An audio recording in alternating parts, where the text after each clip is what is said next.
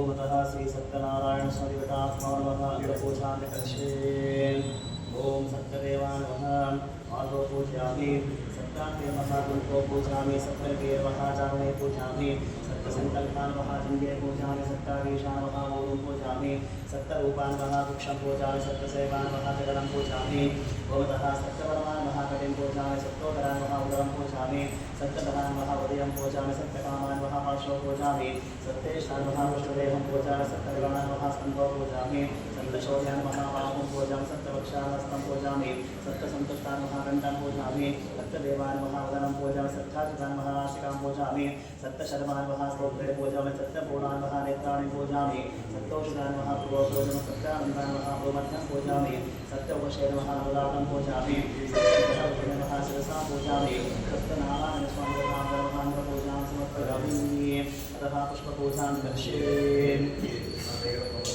ओम सत्यदेवाय नमः पुष्पं समर्पयामि सत्याग्ने नमः नादीपुष्पं समर्पयामि सत्यनिधये नमः चम्पकपुष्पं समर्पयामि सत्यसङ्कल्पान् महामकरपुष्पं समर्पयामि सत्याग्रान् नमः शतपुष्पं समर्पयामि सत्यरूपान् नमः कन्यापुष्पं समर्पयामि सत्यवरमान् महामल्लिकापुष्पं समर्पयामि सत्योदरान् महायुगन्तिकापुष्पं समर्पयामि सत्यधर्मान् महाजलिकनिकापुष्पं समर्पयामि सत्यकामान् महासेपुष्पं समर्पयामि सत्येष्ठान् महापादापुष्पं समर्पयामि सत्यनारायण महामन्नापुष्पं समर्पयामि सत्यशान्तान् महानन्दपुष्पं समर्पयामि सत्यक्षान् महाआरतीपुष्पं समर्पयामि सत्यसन्तुष्टान् महागीतकेपुष्पं समर्पयामि सत्यदक्षान् महामन्दारपुष्पं समर्पयामि सत्याचितान् महापासेपुष्पं समर्पयामि सत्यानन्दान् महामतः पूर्वपुष्पं समर्पयामि सत्योपशेन महासुगन्धराय पुष्पं समर्पयामि सत्यघातुने नमः अमरपुष्पं समर्पयामि तथा सत्यनारायणस्वामिनां नमः पुष्पपूजां समर्पयामि अतः पुष्पपूजां करिष्ये ओम सत्यदेवाय नमः तुलसीपत्रं समर्पयामि सत्याग्ने नमः नादीपुष्पं समर्पयामि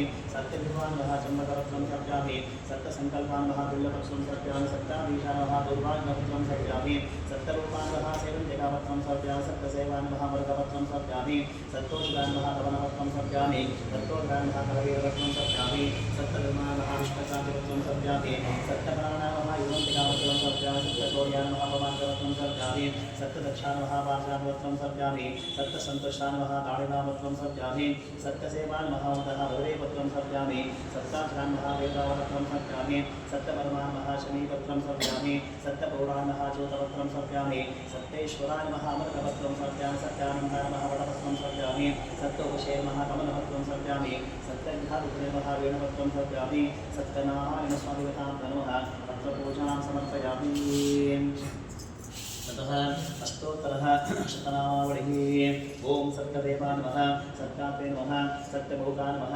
सत्यपुरुषाय नमः सत्यनाथाय नमः सत्यसाक्षी नमः सत्ययोगाय नमः सत्यज्ञानाय नमः सत्यज्ञानप्रियाय नमः सत्यप्रिये नमः सत्यसंभवाय नमः सत्यप्रभवे नमः सत्येश्वराय नमः सत्यकर्मणे नमः सत्यपवित्राय नमः सत्यमङ्गलाय नमः सत्यकर्ताय नमः सत्यप्रजापतये नमः सत्यविक्रमाय नमः सत्यसिद्धाय नमः सत्याच्युताय नमः सत्यवीराय नमः सत्यबोधाय नमः सत्यधर्माय नमः सत्यगजाय नमः सत्यसन्तुष्टाय नमः सत्यवराहाय नमः सत्यप्रभवे सत्यप्राणाय नमः सत्यपूर्णाय नमः सत्तोषधाय नमः सत्यशाश्वताय नमः सत्यप्रवर्तनाय नमः सत्यविभवे नमः सत्यज्येष्ठाय नमः सत्यश्रेष्ठाय नमः सत्यविक्रमणे नमः सत्यधन्विने नमः सत्यवेदाय नमः सत्याधीशाय नमः सत्यकृतवे नमः सत्यकामाय नमः सत्यवत्सलाय नमः सत्यवसुवे नमः सत्यवेदाय नमः सत्यरुद्धाय नमः सत्यब्रह्मणे नमः सत्यामृताय नमः सत्यवेदाङ्गाय नमः सत्यचतुरात्रे नमः सत्यरोक्ते नमः सत्यशुचये नमः सत्याचिताय नमः सत्येन्द्राय नमः सत्यशङ्कराय नमः सत्यस्वधाय नमः सत्यनीवाय नमः सत्यवेदाय नमः सत्यवेद्याय नमः सत्यजोषाय नमः सत्यमायाय नमः सत्यमोहाय नमः सत्यासुरानन्दाय नमः सत्यसागराय नमः सत्यतपसे नमः सत्यसिंहाय नमः सत्यमृगाय नमः सत्यलोकपालकाय नमः सत्यस्थिताय नमः सत्योषधाय नमः सत्यदिक्पालकाय नमः सत्यमरुद्धराय नमः सत्यामृजाय नमः सत्यवाक्याय नमः सत्यगुरुवे नमः सत्यन्यायाय नमः सत्यसाक्षी नमः सत्यसमृताय नमः सत्यसम्प्रदाय नमः सत्यवन्द्ये नमः सत्यवायुवे नमः सत्यशेखराय नमः सत्यानन्दाय नमः सत्याग्राजाय नमः सत्यश्रीपादाय नमः सत्यकुक्षाय नमः सत्योदाय नमः सत्यवदयाय नमः सत्यकमलाय नमः सत्यनारायणाय नमः सप्तहस्तान् नमः सप्तबाहुवे नमः सप्तमुखान् नमः सप्तजिह्वान् नमः सप्तदंष्टान् नमः सप्तनासिकान् नमः सप्तश्रोत्रान् नमः सप्तचक्षुषे नमः सप्तशिरसे नमः सप्तमुकुटान् नमः सप्त्याम्भरान् नमः सप्ताम्बरान् नमः सप्तायुधान् नमः सप्तश्रीवल्लभान् नमः सप्तगुप्तान् नमः सप्तपुष्करान् नमः सप्तगणान् नमः सप्तभावार्थान् नमः सप्तग्रहरूपिणे नमः सप्तप्रहणाय नमः ओं तथा सत्यनारायणस्वामिगतां नमः स्तोत्रः शतनामावलिः पूजां सत्यामि अतः महालक्ष्मीदेवतां नमः अष्टोत्तरः शतनामावलिः ओं प्रकृते नमः विकृते नमः विद्या नमः सर्वभूतैकप्रदां नमः सत्ता नमः विभूते नमः सर्वदे नमः परमात्मकाय नमः वाचे नमः पद्मावे नमः पद्मनिलयाय नमः सुखिये नमः स्वाहा नमः सुधा नमः सुधा नमः गन्धा नमः हिरण्मये नमः महालक्ष्मी नमः वित्तपुष्टाय नमः विभावर्ये नमः आदित्ये नमः दीप्ताय नमः वसुधाय नमः वसुधारण्ये नमः कमलाय नमः कान्ताय नमः कामाक्षी नमः कमलसम्भवाय नमः अनुत्तरदाय नमः बुद्धये नमः अनगाय नमः हरिवल्लभाय नमः शोकाय नमः अमृताय नमः दीप्ताय नमः लोकशोकविनाशिन्ये नमः धर्मनिलयाय नमः करुणाय नमः लोकमात्रे नमः पद्मप्रियाय नमः पद्मस्थाय नमः पद्माक्षे नमः पद्मसुन्दर्ये नमः पद्मोद्भवाय नमः पद्ममुखे नमः पद्मनाभप्रियाय नमः नमाय नमः पद्ममालाय नमः देवीये नमः पद्मिन्ये नमः पद्मगन्धिने नमः पुण्यगन्धाय नमः सुप्रसन्नाय नमः प्रसादाय मुखे नमः प्रभा नमः चन्द्रवदनाय नमः चन्द्राय नमः चन्द्रसहोदर्ये नमः चतुर्भुजाय नमः इन्द्राय नमः इन्द्रशीतलाय नमः अहन्ताजनने नमः पुष्टे नमः शुभाय नमः शुभकर्ये नमः सत्ये नमः विमलाय नमः विश्वजय नमः पुष्टे नमः आदित्यहनाशे नमः वेदविष्कर्णे नमः शान्ताय नमः शुक्लमाल्यामय नमः श्रिये नमः भास्कर्ये नमः बिल्वनिलयाय नमः वरारोहाय नमः यशस्विन्ये नमः वसुन्धराय नमः उदराङ्गाय नमः हरिण्ये नमः एवमालिन्ये नमः दर्भान्यकार्ये नमः सिद्धये नमः स्त्रेण सौम्याय नमः शुभप्रदाय नमः उमेशकटानन्दाय नमः वरलक्ष्मीये नमः वसुप्रदाय नमः शुभाय नमः हिरण्यप्राकाराय नमः समुद्रतनयाय नमः जयाय नमः मङ्गलाय नमः विष्णुवक्षस्थलस्नाय नमः विष्णुभक्त्यै नमः प्रसन्नाक्षे नमः नारायणसमासिताय नमः कान्तकंसिन्ये नमः देव्ये नमः सर्वोपद्रवनिवारणे नमः नवदुर्गाय नमः महाकाळ्ये नमः ब्रह्मविष्णुशमात्मिकाय नमः त्रिकालसम्पन्नाय नमः ॐ श्री भुवनेश्वर्यै नमः महालक्ष्मीदेवताभ्यो नमः अष्टोत्तरः शतनामावली पूजां समर्पयामि ओम तथा नैवेद्यार्थे विश्वामित्रादेवता देवीका सिंहा ओम भूर्भुवः स्वाहा तत्सवितुर्वरेण्यं भर्गो देवस्य धीमहि धियो यो नः प्रचोदयात् सत्यन्ततत्तेन पश्यन्तामृतोऽपि समर्पये स्वाहां देवस्वरामिहि प्राणाय स्वाहा ध्यानाय स्वाहा उदानाय स्वाहाय स्वब्रह्मणे स्वाहा महालक्ष्मीदामृतसरः श्रीसत्यनारायणस्वामिदेवताभ्यो नमः नैवेद्यार्थे अस्माकं निवेदयामि अतः भूमिरजयन्तः पञ्चकरः पूर्णपञ्चकरं निवेदयामि सत्येन पानं सन्तनं भूमिरताम्बूलं सुवर्णपुष्पदक्षिणां समर्पयामि ओम शुक्लांबरधरं विष्णुं शशिवर्णं चतुर्भुजं प्रसन्नवदनं ध्याये सर्वविघ्नोपशान्तये नारायणं नमस्कृत्य धनं चैव नरोत्तमं देवीं सरस्वतीं व्यासं ततो जयमुदीरयेत् ಸ್ಕಂದಪುರಾಣದ ದೇವಾಖಂಡದಲ್ಲಿರುವ ಶ್ರೀ ಸತ್ಯನಾರಾಯಣ ಸ್ವಾಮಿಯ ವ್ರತಕಥೆ ಪ್ರಥಮಾಧ್ಯಾಯ. ನೈಮಿಷಾರಣ್ಯವಾಸಿಗಳಾದ ಸಮಸ್ತ ಋಷಿಗಳು ಒಂದು ಕಾಲದಲ್ಲಿ ಪೌರಾಣಿಕೋತ್ತಮರಾದ ಸೂತ ಮಹರ್ಷಿಗಳನ್ನು ನೋಡಿ ಕೇಳುವಂಥವರಾಗಿದ್ದಾರೆ.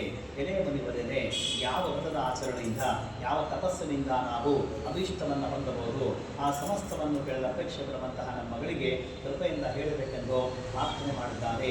ಈ ರೀತಿ ಪ್ರಶ್ನೆ ಮಾಡುವಂತಹ ಶೋಧಕಾರಿಗಳು ಸೂತರಿದ್ದಾರೆ. ಎಲೆಯ ಮುನಿವರ ಆರಿಸಿ ಭಗವಂತನಾದ ಶ್ರೀಮನ್ನಾರಾಯಣನು ನಾರದಾಪೂರ್ವಲ್ಲಿ ಇದೇ ರೀತಿ ಕೇಳ್ಪಟ್ಟವರಾಗಿ ದೇವರ್ಷಿಯಾದಗೋಸ್ಕರ ಯಾವುದನ್ನು ಹೇಳಿದನೋ ಆ ಸಮಸ್ತವನ್ನು ಹಾಗೇ ಹೇಳುತ್ತೇನೆ. ಲೋಕಾನುಗ್ರಹ ಮಾಡಬೇಕೆಂಬುದನ್ನಾದರೂ ಸಮಸ್ತ ಲೋಕಾಸುರದ ಕಟ್ಟಗಳಿಗೆ ಭೂಲೋಕಕ್ಕೆ ಪ್ರವೇಶ ಮಾಡುತ್ತಾರೆ. ಆನಂತರ ಅಲ್ಲಿ ನಾನಾ ವಿಧವಾದ ಕಷ್ಟಗಳಿಂದ ಕೂಡಿದಂತಹ ಅನೇಕ ಯೋನಿಗಳು ತೋರಿಸಿದಂತಹ ತಮ್ಮ ಪೂರ್ವಾಂತಹ ತಮ್ಮ ಫಲಗಳಿಂದ ಕಷ್ಟಪಡುವಂತಹ ಸಮಸ್ತ ವಿಷಯಗಳನ್ನು ನೋಡಿಕೊಂಡು ಈ ಲೋಕದ ದುಃಖ ಪರಿಹಾರವು ಯಾವ ಉಪಾಯ ನಿಶ್ಚಯ ಉಂಟಾಗಲೆಂದು ತಮ್ಮ ಮನಸ್ಸಿನ ಆಲೋಚನೆ ಮಾಡಿ ಆಗಲಾದರೂ ವೈಕುಂಠವನ್ನು ಪ್ರವೇಶ ಮಾಡಿದ್ದಾರೆ. ಅಲ್ಲಿ ಶುಭ್ರ ವರ್ಣಗಳಿಂದ ಆತ್ಮಗೋಳುಗಳಿಂದ ಶಂಕು ಗದಾ ಬದ್ಧ ವನಮಾಲಗಳಿಂದ ಅಲಂಕೃತರಾಗಿರ್ತಕ್ಕಂತಹ ಕಮಲಾಭರಣಗಳಿಗೆ ಸ್ತೋತ್ರ ಮಾಡುವುದಕ್ಕೆ ಉಪಕ್ರಮಿಸಿದ್ದಾರೆ. ಇದೇ ಅನಂತವಾದ ಪರಾಕ್ರಮವುಳ್ಳಂತಹ ವಾಕ್ ಮನಸ್ಸುಗಳಿಗೆ ಗೋಚರವಾದ ಆಕಾರವುಳ್ಳಂತಹ ಆದಿಯು ಮಧ್ಯವು ಕೊನೆಯಿಲ್ಲದಂತಹ ಗುಣಸ್ವರೂಪನಾಗಿರ್ತಕ್ಕಂತಹ ಸಕಲ ಭೂತಗಳಿಗೆ ಮಗ್ನನಾಗಿರ್ತಕ್ಕಂತಹ ಭಕ್ತರ ಸಂಕಟಗಳನ್ನು ಹೋಗಲಾಡಿಸ್ತಕ್ಕಂಥಲೇ ಸ್ವಾಮಿಯೇ ನಿನಗೆ ನನ್ನ ನಮಸ್ಕಾರಗಳು. ಈ ಪ್ರಕಾರವಾಗಿ ನಾರದ ಮಹರ್ಷಿ ಹೇಳೋದನ್ನು ಕೇಳಿಕೊಂಡು ಭಗವಂತ ಹೇಳ್ತಾನೆ, ಇಲೇ ನಾರದ ಮಹರ್ಷಿಯೇ, ನಿನ್ನ ಮನಸ್ಸು ಏನಿಲ್ಲೋ ಎದಕ್ಕೋಸ್ಕರ ಬಂಧನಾದೆ ಅದನ್ನು ಹೇಳಿದಂತ ಸಮಾಧಾನ ಹೇಳ್ತೇನೆ. ಈ ಪ್ರಕಾರವಾಗಿ ಭಗವಂತನ ಸಭೆಯಲಾಗಿ ಆಗ ನಾನು ಹೇಳ್ತಾರೆ, ಇಲೇ ಭಕ್ತವಸನೇ, ಭೂಲೋಕದಲ್ಲಿ ಸಕಲ ಮಾನವರು ತಮ್ಮ ತಮ್ಮ ಪಾಪವನ್ನು ಎಸೆದುಕೊಂಡಿದ್ದಾರೆ. ಇದೇ ಸ್ವಾಮಿ ಸುಲಭೋಪಾಯದಿಂದ ಲೋಕ ಸಂಕಟವು ಹೇಗೆ ಪರಿಹಾರವಾಗುವುದು ಆ ಸಮಸ್ತವನ್ನು ಕೂಡ ಕೇವಲ ಅಪೇಕ್ಷೆ ಪಟ್ಟಿದ್ದೇನೆ. ನನ್ನ ನೀತಿ ತೋರಿ ಕೇಳುವಂತಹ ಹಾಗೂ ಈ ರೀತಿಯಾದಂತಹ ನಾಡುಗಳನ್ನು ಭಗವಂತ ಹೇಳ್ತಾನೆ, ಎಲೆ ನಾಡುಗಳೇ ಚೆನ್ನಾಗಿ ಕೇಳಿದೆ, ಯಾವ ಕರ್ಮ ಮಾಡದ ಮನುಷ್ಯನೋ ಭಕ್ತಾದಿ ಮುಕ್ತನಾಗುತ್ತಾನೋ ಅಂತಹ ರಹಸ್ಯವನ್ನು ಹೇಳ್ತೇನೆ. ಸ್ವರ್ಗ ಮತ್ತು ಲೋಕಗಳಲ್ಲಿ ದುರ್ಲಭವಾದ ಅತೀ ಪುಣ್ಯಕರವಾದ ಒಂದು ರೂಪಾಯಿಗೆ ವಿದ್ಯುಕ್ತವಾಗಿ ಸ್ವಲ್ಪವೂ ಸಹ ಲೋಪ ಮತ್ತು ದೋಷ ಮಾಡದಂತೆ ಶ್ರೀ ಸತ್ಯನಾರಾಯಣ ಸ್ವಾಮಿ ವ್ರತವನ್ನು ಆಚರಣೆ ಮಾಡಿದಲ್ಲಿ ಇಹಲೋಕದಲ್ಲಿ ಸಮಸ್ತ ಸುಖವನ್ನು ಅನುಭವಿಸಿಕೊಂಡು ಮುಂದೆ ಅಂತ್ಯಕಾಲಕ್ಕೆ ಪರಲೋಕದಲ್ಲಿ ಮುಕ್ತಿಯನ್ನು ಹೊಂದುವರು ಎಂಬುದಾಗಿ ಹೇಳಿದಂತಹ ಭಗವಂತನ ಮಾತುಗಳಿಗೆ ನಾರದ ಮಹರ್ಷಿ ಹೇಳುತ್ತಾನೆ, ಎಲೆ ಜಿಲ್ಲೆಗಳೊಡನೆ ಶ್ರೀ ಸತ್ಯನಾರಾಯಣ ಸ್ವಾಮಿ ಪೂಜೆಯನ್ನು ಮಾಡಲು ಫಲ ಏನಿದೆ, ಇದರ ವಿಧಾನ ಏನು, ಯಾರಿಂದ ಮಾಡಲ್ಪಟ್ಟಿದೆ, ಇದೆಲ್ಲವನ್ನು ನನಗೆ ವಿಸ್ತಾರವಾಗಿ ಹೇಳಬೇಕೆಂದು ಕೇಳಿಕೊಂಡಂತಹ ನಾಡುಗಳಿಗೆ ಭಗವಂತ ಹೇಳ್ತಾನೆ, ಈ ವ್ರತವು ದುಃಖ ಮತ್ತು ಶೋಕಾದಿಗಳನ್ನು ಪರಿಹರಿಸುವುದಾಗಿದೆ, ಧನ ಮತ್ತು ಧಾನ್ಯಗಳನ್ನು ಸಮೃದ್ಧಿಪಡಿಸುವುದಾಗಿದೆ, ಸಕಲ ಸೌಭಾಗ್ಯವನ್ನು ಸಂತಾನವನ್ನು ಸಹ ಉಂಟು ಮಾಡುವುದಾಗಿದೆ, ಎಲ್ಲ ಕಡೆಯಿಂದ ಜೀವನ್ನೇ ಉಂಟು ಮಾಡುವುದು. ಯಾವ ದಿನದ ಮನುಷ್ಯನಿಗೆ ಈ ವ್ರತವನ್ನು ಮಾಡೋಕ್ಕೆ ಅಪೇಕ್ಷೆ ಉಂಟಾಗುವುದೋ ಆ ದಿವಸ ಭಕ್ತಿ ಶ್ರದ್ಧೆಗಳಿಂದ ಕೂಡಿಕೊಂಡು ಶ್ರೀ ಸತ್ಯನಾರಾಯಣ ಸ್ವಾಮಿ ದೇವರನ್ನ ಅರ್ಚನೆ ಮಾಡಬೇಕು. ಧರ್ಮದಲ್ಲಿ ದುಷ್ಟನಾಗಿ ಇಬ್ಬರಿಂದ ಒಳಗೂಡಿಕೊಂಡು ಶ್ರೇಷ್ಠವಾದ ಆಹಾರ ಭಕ್ಷ್ಯಗಳನ್ನು ಬಾಳೆ ಹಣ್ಣು ಹಾಕುವೆ ಸೇರಿಸಿ ನೈವೇದ್ಯ ಮಾಡಬೇಕು. ಆ ಬಳಿಕ ಕಥಾಶ್ರವಣ ಮಾಡಬೇಕು. ಆನಂತರ ಬಂಧುಗಳಿಗೆ ಇಷ್ಟವಿದ್ದ ಭೋಜನವನ್ನು ಮಾಡಿಸಿ ತಾನು ಸಹ ಭೋಜನ ಮಾಡಬೇಕು. ಈ ರೀತಿಯಾಗಿ ವ್ರತವನ್ನು 4 ವರ್ಷ ಆಚರಣೆ ಮಾಡಿ ಆದಿಯಲ್ಲಾಗಲಿ ಮಧ್ಯದಲ್ಲಾಗಲಿ ಕೊನೆಯಲ್ಲಾಗಲಿ ಉದ್ಯಾಪನೆಯನ್ನು ಆಚರಣೆ ಮಾಡಿದ್ರೆ ಪೂರ್ಣ ಫಲ ಪ್ರಾಪ್ತಿಯಾಗಲು ಈ ವೇದಿಕೆ ಮಾಡಿಕೊಂಡಿರುವ ಎಲ್ಲ ಮನುಷ್ಯರಿಗೆ ಅಭೀಷ್ಟವಾಗಿರ್ತಕ್ಕಂತಹ ಫಲ ಸಿದ್ಧಿಯುಂಟಾಗಲು ಈ ಕಲಿಯುಗದಲ್ಲಿ ಇದಕ್ಕಿಂತಲೂ ಕೂಡ ಸುಂದರವಾದ ಸುಲಭೋಪಾಯ ಬೇರೆ ಎಂದು ಶ್ರೀಮನ್ನಾರಾಯಣನು ನಾಡಿನ ಶೋಧಕಾರರಿಗೆ ಸೂತ ಮಹರ್ಷಿ ಬೆಂಬಲಿಗೆ ಪ್ರಥಮ ಅಧ್ಯಾಯ ಸಮಾಪ್ತಿಯಾಯಿತು. ಈಗ ಎರಡನೇ ಅಧ್ಯಾಯ ಪುನಃ ಸೂತ ಹೇಳುತ್ತಾರೆ. ಆನಂತರ ವಿಷ್ಣುವು ನಾರದ ಪುತ್ರಿಗೆ ನಾರದ ಮಹರ್ಷಿ ನೀನು ಕೇಳಿದ ವ್ರತವು ಯಾರಿಂದ ಆಚರಣೆ ಮಾಡಲ್ಪಟ್ಟಿತೋ ಆ ವಿಷಯದ ಪುರಾತನವಾದ ಇತಿಹಾಸವಿದೆ, ಅದನ್ನು ಹೇಳುತ್ತೇನೆ ಕೇಳು.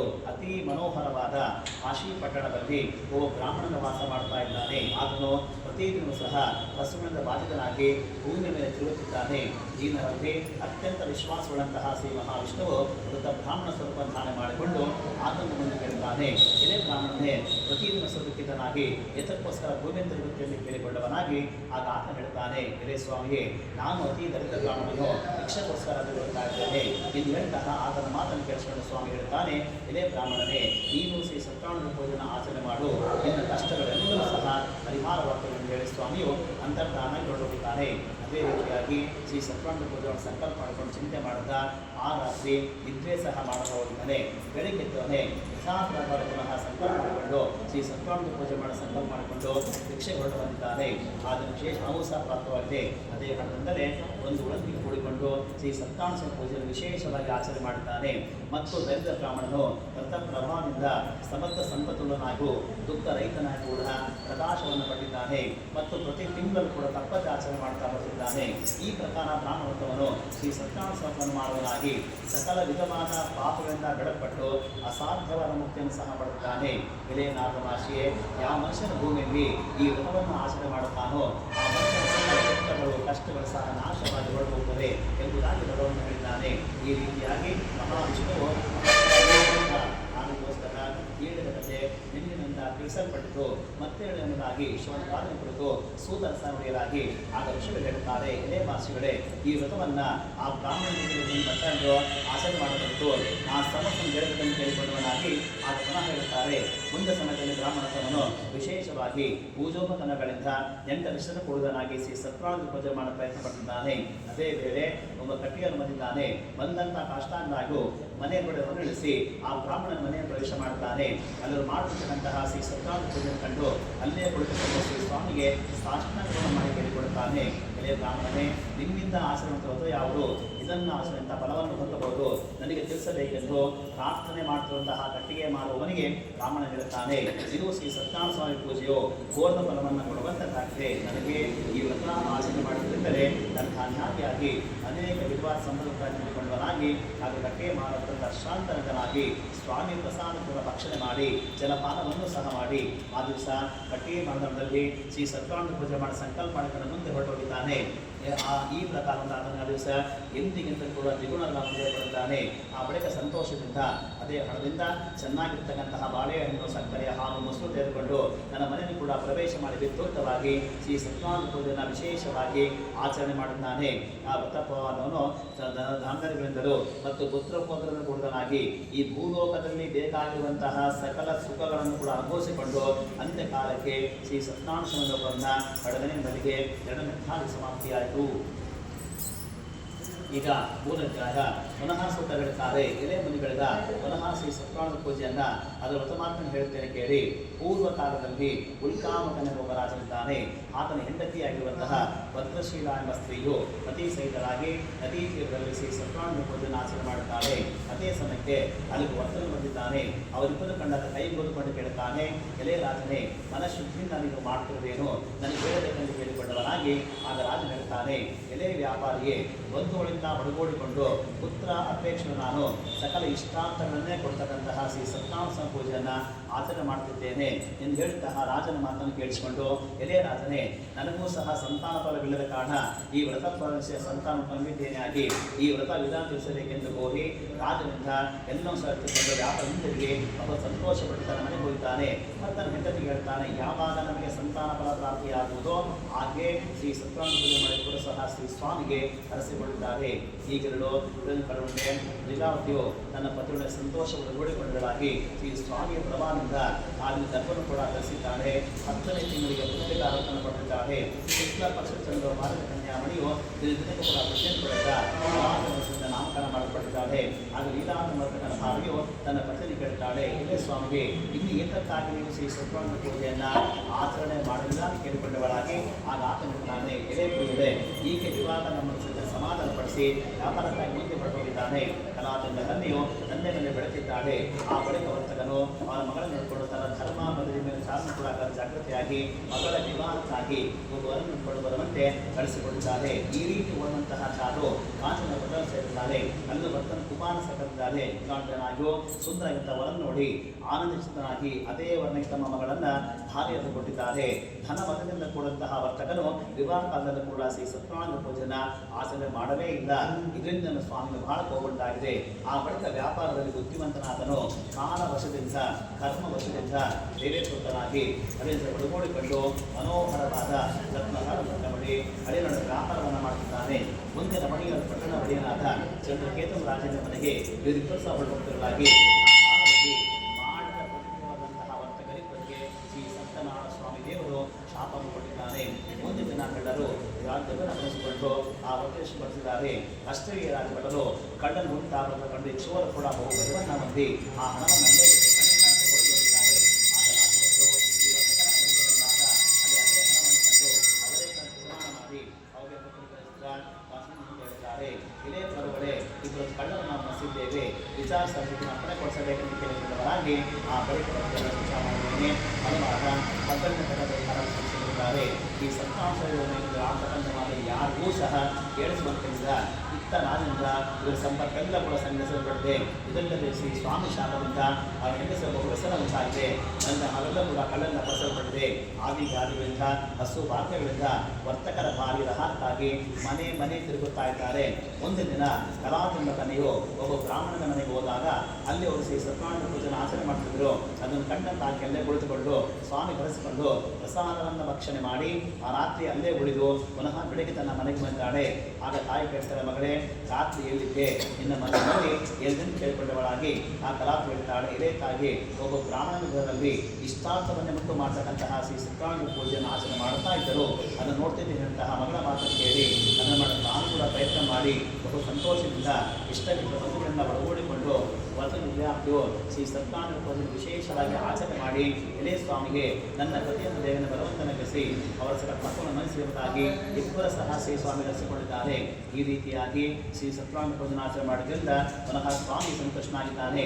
ಆ ರಾಜಕನ್ನು ಕಾಣಿಕೊಂಡು ಹೇಳ್ತಾನೆ, ಎಲೆ ರಾಜನೇ, ನಾಳೆ ಪ್ರಾತಃ ಕಾಲದೊಳಗೇನು ಆ ಬಂಧುಗಳನ್ನು ಬಿಡುಗಡೆ ಮಾಡು, ಇದನ್ನು ನಾಶ ಮಾಡ್ತೇನೆ ಸ್ವಾಮಿಯು ಅಂತರ್ಧಾನಾಗಿ ಹೊರಟೋಗಿದ್ದಾನೆ. ಮಾನವರಾಜನ ಬೆಳಗ್ಗಿದ್ದವನೇ ತನ್ನ ಸಭಾಜನಿಗೆ ತನ್ನ ಸ್ವಪ್ನವನ್ನು ಕೂಡ ತಿಳಿಸಿ ಹಾಗೂ ಬಿಡುಗಡೆ ಮಾಡಲು ಆಜ್ಞೆ ಮಾಡಿದ್ದಾನೆ. ರಾಜನ ಸೇರಿಸಿ ಬಿಡುಗಡೆ ಪ್ರಸಂಗಿಸಿದ್ದಾರೆ. ಆಗ ರಾಜನು ಈ ವರ್ತಕರು ಹೇಳುತ್ತಾನೆ, ಎಲೆಯ ವರ್ತಕರೇ, ಶ್ರೀ ಸತ್ಯನಾರಾಯಣ ಮಹಿಮೆಯಿಂದ ನನಗೆ ಈ ಮಹಾಯುದ್ಧವು ಪ್ರಾಪ್ತವಾಗಿದೆ. ನೀವು ಹೆದರಬೇಕಾದೆಂದು ಹೇಳಿ ಸಂಕೋಚ ತಿಳಿಸಿ ವಸ್ತುಗಳನ್ನು ಅನುಸರಿಸಿ ಅವರು ಸಂತೋಷಪಡಿಸಿ ಅವರಿಗೆ ಸ್ಥಳವನ್ನು ಸಹ ಪಟ್ಟು ಎಲೆಯ ವರ್ತಕರೇ ಸಂತೋಷದಿಂದ ನಿಮ್ಮ ಸ್ಥಳಕ್ಕೆ ಹೋಗಬೇಕಾಗಿ ಆಗ ವರ್ತಕರ ನಮಸ್ಕಾರವನ್ನು ಮಾಡಿ ಎಂಬುದಕ್ಕೆ ನಿರ್ಧಾರ ಸಮಾಪ್ತಿ ಆಯಿತು. ಈಗ ನಾಲ್ಕನೆಯದಾದ ಪುನಃ ಸೂತರು ಸೋಮಕಾಲವನ್ನು ಹೇಳ್ತಾರೆ. ಎಲೆಯ ಋಷಿಗಳಾದ ಆ ಬಳಿಕ ವೈಶ್ಯನು ಮಂಗಳ ಸ್ನಾನ ಮಾಡಿ ನಿತ್ಯ ಕರ್ಮ ನೆರವೇರಿಸಿ ಎಲ್ಲ ಬ್ರಾಹ್ಮಣ ಜನರನ್ನು ಕೂಡ ದಾನ ಮಾಡಿ ದಾನಕ್ಕೆ ಹೊರಟಿದ್ದಾನೆ. ಸ್ವಲ್ಪ ದೂರ ಹೋಗುವವರಿಗೆ ಶ್ರೀ ಸತ್ಯನಾರಾಯಣ ಸನ್ಯಾಸಿ ವೇಷದಲ್ಲಿ ಬಂದಿದ್ದಾನೆ. ಆಗ ಆತನ ಹೇಳ್ತಾನೆ, ಎಲೆ ಬರುತ್ತದೆ ಈ ಮಳೆಯನ್ನು ಕೇಳಿದ್ದಾರೆ. ಹಾಗೆ ಹೇಳ್ತಾರೆ, ಎಲೆ ಸನ್ಯಾಸಿಯೇ, ನಮ್ಮ ಹಡಗಿನಲ್ಲಿ ಎಲೆ ಮತ್ತು ಬಳ್ಳಿಗಳಿವೆ ಎಂದು ಹೇಳಿದಂತಹ ಅಸತ್ಯವಾದ ಮಾನವಂತ ಸ್ವಾಮಿಯು ನಿಮ್ಮ ಮಾತು ಯಥಾರ್ಥವಾಗಲಿ ಎಂದೇನು ಹೊರಟೋಗಿದ್ದಾನೆ. ಆಗ ವರ್ತಕರು ಸ್ವಲ್ಪ ದೂರ ಪ್ರಯಾಣ ಮಾಡಿ ತಮ್ಮ ದೊಡವನ್ನು ಸೇರಿಕೊಂಡು ಪುನಃ ಹಡಗಿದಾಗ ಇರತಕ್ಕಂತಹ ಎಲೆ ಮತ್ತು ಬಳ್ಳಿ ತಂದ ಮನಸ್ಕಾರದಿಂದ ದುಃಖದ ಮೂರ್ಛೆ ಹೊರಟೋಗಿದ್ದಾನೆ. ಪುನಃ ಎಚ್ಚೆತ್ತನಾಗಿ ದುಃಖದ ಪ್ರಾರಂಭದಂತಹ ಅವನಿಗೆ ಹಳೆ ನೀಡುತ್ತಾನೆ. ಎಲೆ ಭಾವನೆ ಏಕೆ ವಸನ ಪಡ್ತಿದೆಯಾ? ಸನ್ಯಾಸ ನನಗೆ ಶಾಪ ಕೊಡಲ್ಪಟ್ಟಿದೆ, ಅದಕ್ಕೆ ನಮಗೆ ಈ ರೀತಿಯಾಗಿದೆ. ಆತನ ನಾವು ಶರಣಾಗತರಾದರೆ ನಮ್ಮ ಉದ್ದೇಶವನ್ನು ಹಳೆಯ ಮಾತನ್ನು ಕೇಳಿಸಿಕೊಂಡು ಪುನಃ ನಮಸ್ಕಾರವನ್ನು ಮಾಡಿ ಕೇಳಿಕೊಡುತ್ತಾನೆ. ಎಲೆ ಶ್ರೇಷ್ಠನೇ, ನಿನ್ನೊಡನೆ ಯಾವ ಅಸತ್ಯವಾದ ಮಾತುಗಳು ನನ್ನಿಂದ ಹೇಳಲ್ಪಟ್ಟಿತು ಅಂತ ಅಪರಾಧವನ್ನು ಕ್ಷಮಿಸುವ ನಮ್ಮನ್ನು ರಕ್ಷಣೆ ಪಾತ್ರ ಮಾಡಿಕೊಂಡಿದ್ದಾರೆ. ಆಗ ಸ್ವಾಮಿ ಹೇಳಿದ್ದಾರೆ, ದುಃಖಿಸಿದರೆ ನನ್ನ ಮಾತನ್ನು ಕೇಳಿಸಿ ದುಃಖಿಸಬೇಡಿದೆ, ನನ್ನ ಪೂಜೆ ಮಾಡಲು ಮಂತ್ರರಾಗಿ ನನ್ನ ಆಜ್ಞೆಯಿಂದ ಬಾರಿ ಬಾರಿ ಸಂಸ್ಕಾರ ಪಡಿತಾ ಬಂದಿದೆ ಎಂಬುದಾಗಿನಂತಹ ಭಗವಂತನ ಒಂದು ಸ್ತೋತ್ರ ಮಾಡಲು ಉತ್ತರಿಸಿದ್ದಾನೆ. ಎಲೆ ಸ್ವಾಮಿಗೆ ಬ್ರಹ್ಮಾಂಡ ಸಮಸ್ಯೆಗಳು ನಿನ್ನ ಅನುಮತಿಯ ಮಾಯನ ಮೋಸಲಾಗಿದ್ದಾರೆ. ವಿದ್ಯುಕ್ತವಾಗಿ ನಿನ್ನ ಬಗ್ಗೆ ಖಂಡಿತ ಮಾಡಲು ನಮ್ಮನ್ನು ಕರುಣಿಸು, ನಮ್ಮ ರಕ್ಷಣೆಗಾಗಿ ಪ್ರಾರ್ಥನೆ ಮಾಡುವಂತಹ ವರ್ತಕರಿಗೆ ಸತ್ಯನಾರಾಯಣ ಸ್ವಾಮಿಯು ಅನೇಕ ವರಗಳನ್ನು ಪೂರ್ವ ಹಣವನ್ನು ಸಂಗ್ರಹಿಸಿ ಅಂತರ್ಗತನಾಗಿ ಹೊರಟೋಗಿದ್ದಾರೆ. ಅನಂತರ ವರ್ತಕರು ಹಡಗನಟ್ಟಿ ಹಣ ತಿನ್ನದ ಕಂಡ ಸಂತೋಷದಿಂದ ಈ ಸ್ವಾಮಿನ ಪೂಜೆ ಮಾಡಿಕೊಂಡು ಆದ ನಂತರದಿಂದ ತಮ್ಮ ದೇವರಿಗೆ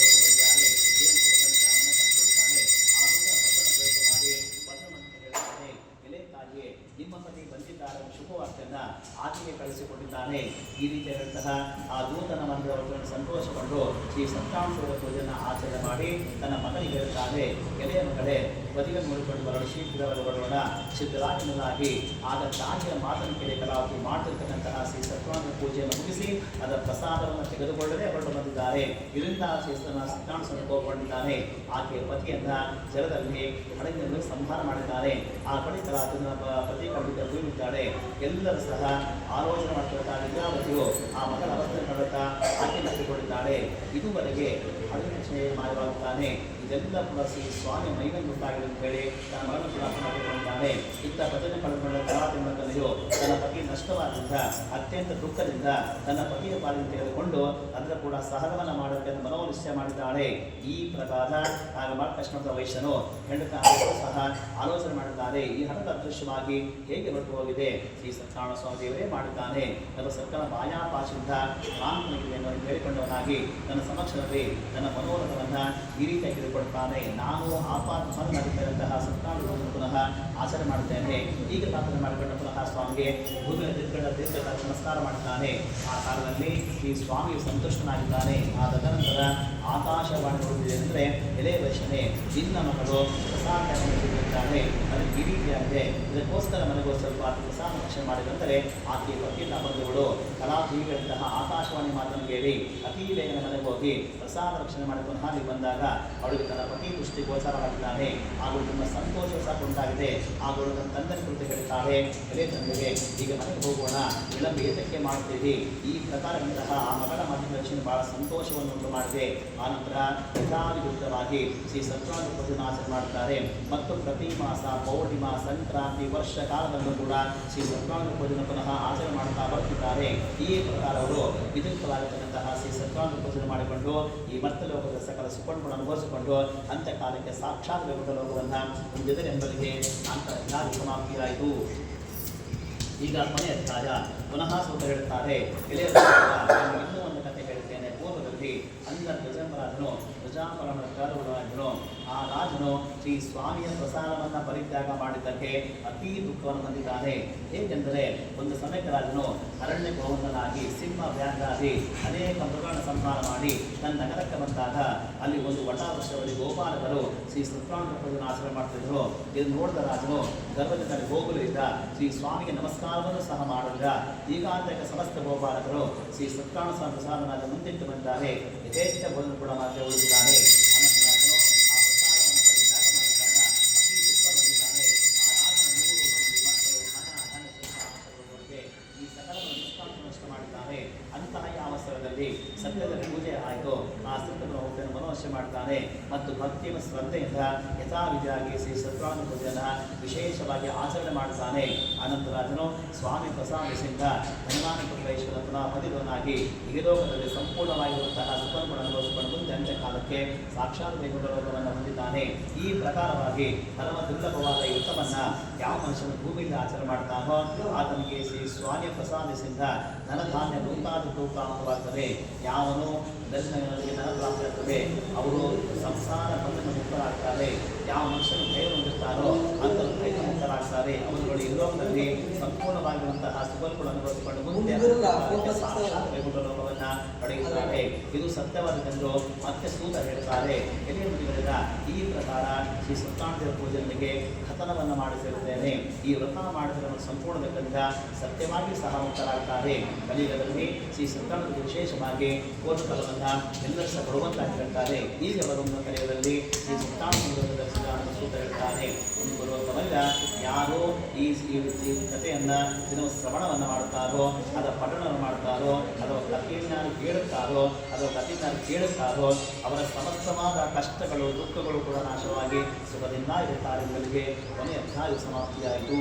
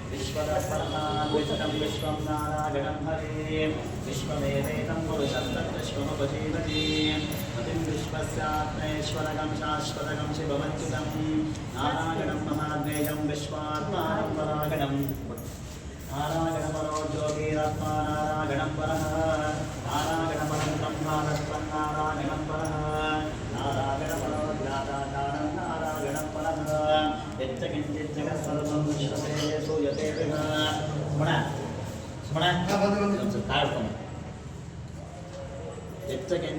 सर्वं नश्यन्ते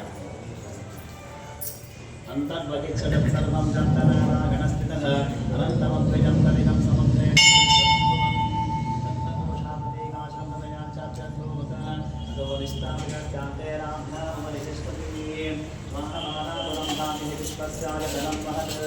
संततकं शिलाविस्तुतं भक्त्याघोषसन्निभं तस्यां ते सुचरकं सूक्ष्मं तस्मिन् सर्वं प्रतिष्ठितं तस्समद्वे महानग्ने विश्वातिर्विश्वतोमकः स्वप्रवद्निगतं तिष्ठन्नाहारमजरकविः हीनपुत्रमनश्यादिरस्मायस्तस्य सन्ततः सन्ताविस्वं देहमाराधनमस्तकः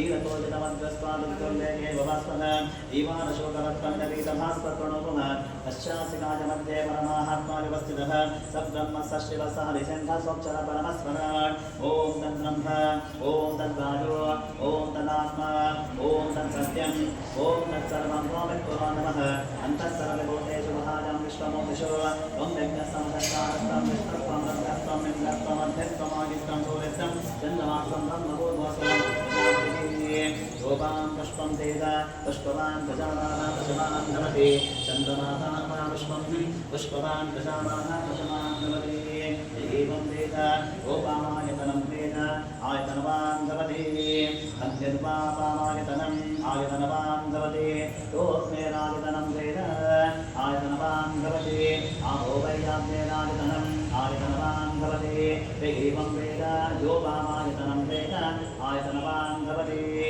आयुर्वापामायतनम् आयतनवान् भवति गोपाजोरायतनं वेद आयतनवान् भवति आहो वैवाजोरायतनम् आयतनवान् भवति एवं वेद योपामायतनं वेद आयतनवान् भवति असोभेतबन्धवायतनम् आयतनवान् भवति गोपश्यतपद आयतनं वेद आयतनवान् भवति आहो वैयामश्यतपद आयतनम् आयतनवान् भवति एवं वेद योपामायतनं वेद आयतनवान् भवति चन्द्रमाभावामायतनम् आयतनवान् भवति यश्चन्द्रमस आयतनं वेद आयतनवान् भवति आहो वै चन्द्रमस आयतनम् आयतनवान् भवति एवं वेद योपामायतनं वेद आयतनवान् भवति नक्षत्राणि वापामायतनम् आयतनवान् भवति यो नक्षत्राणामायतनं वेद आयतनवान् भवति आहो वै नक्षत्राणामायतनम् आयतनवान् भवति एवं वेद योपामायतनं वेद आयतनवान् भवति पर्जन्यो भापामायतनम् आयतनवान् भवति यत्पर्जन्यस्यायतनं वेद आयतनवान् भवति आहो वै पर्जन्यस्यायतनम् आयतनवान् भवति एवं वेद योपामायतनं वेद आयतनवान् भवति संवत्सरो भावामायतनम् आयतनवान् भवति यत्संवत्सरस्यायतनं वेद आयतनवान् भवति आहो वै संवत्सरस्यायतनम् आयतनवान् भवति एवं वेद योऽप्सुनामं प्रतिष्ठितं वेद तत्ते वरिष्ठति आराजनाय विद्महे वासुदेवाय धीमहि तन्नो विष्णुः प्रचोदयात् महादेवे च विद्महे विष्णुपत्नी च धीमहि तन्नो लक्ष्मी प्रचोदयात् एकदन्ताय विद्महे वक्रतुण्डाय धीमहि तन्नो दन्ते प्रचोदयात् तत्पुरुषाय विद्महे महादेवाय धीमहि तन्नो रुद्रः प्रचोदयात् गणाधिपाय विद्महे कर्मसिद्ध्यै च धीमहि तन्नो गौरी प्रचोदयात् तत्पुरुषाय विद्महे महासेनाय धीमहि तन्नः षण्मुखः प्रचोदयात् तत्पुरुषाय विद्महे सुवर्णपक्षाय धीमहि तन्नो गरुडः प्रचोदयात् तत्पुरुषाय विद्महे चक्रतुण्डाय धीमहि तन्नो रविः प्रचोदयात् नागरकाय विद्महे कामकीवर्तवाय धीमहि तन्नः श्रीरामचन्द्रः प्रचोदयात् आञ्जनेयाय विद्महे महाबलाय धीमहि तन्नो हनुमान् प्रचोदयात् वज्रनगाय विद्महे ज्येष्ठतमस्ताय धीमहि तन्नो नारसिंहः प्रचोदयात् वेदात्मनाय विद्महे हिरण्यगर्भाय धीमहि तन्नो ब्रह्म प्रचोदयात् वैश्वानराय विद्महे गालीराय धीमहि तन्नो अग्निः प्रचोदयात् भास्कराय विद्महे महाकृतिकराय धीमहि तन्नो आदित्यः प्रचोदयात् हंसाय विद्महे परमहंसाय धीमहि तन्नो हंसः प्रचोदयात् आञ्जन्याय विद्महे वाममानाय धीमहि तन्नः शङ्खः प्रचोदयात् सरस्वत्यै च विद्महे विद्यारूपिण्यै च धीमहि तन्नो वाग्देवी प्रचोदयात् अन्नपूर्णाय विद्महे सर्वसञ्जीवन्यै धीमहि तन्नः कामदगः प्रचोदयात् कात्यायनाय विद्महे कन्याकुमारी धीमहि तन्नो दुर्गीः प्रचोदयात् भुजङ्गेशाय विद्महे सर्पराजाय धीमहि सुब्रह्मण्यस्वामिः प्रचोदयात् भूतनाथाय विद्महे बहुपुत्राय धीमहि तन्नो शास्तारः प्रचोदयात् हरिहरपुत्राय विद्महे शबरिमलेवासाय धीमहि तन्नो यत्पस्वामिः प्रचोदयात् राजाधिराजाय प्रसैकसागिनेक नमो भजं वैश्रवणाय कुर्महे समे कामान् कामकामाय मह्यं कामेश्वर वैश्रवणो ददातु कुबेराय वैश्रवणाय महाराजाय नमः ओ वेदां ब्रह्मणो वेदां प्रसेनमृतां परिः तस्मै ब्रह्म च ब्रह्मा च आयुष्कीर्तिं प्रजापतिः महालक्ष्मीकृता प्रसन्नः श्रीसत्यनारायण सुकृता ब्रह्मः स्वस्तिः वेदोक्तसारः मन्त्रपुष्पं समर्पयामि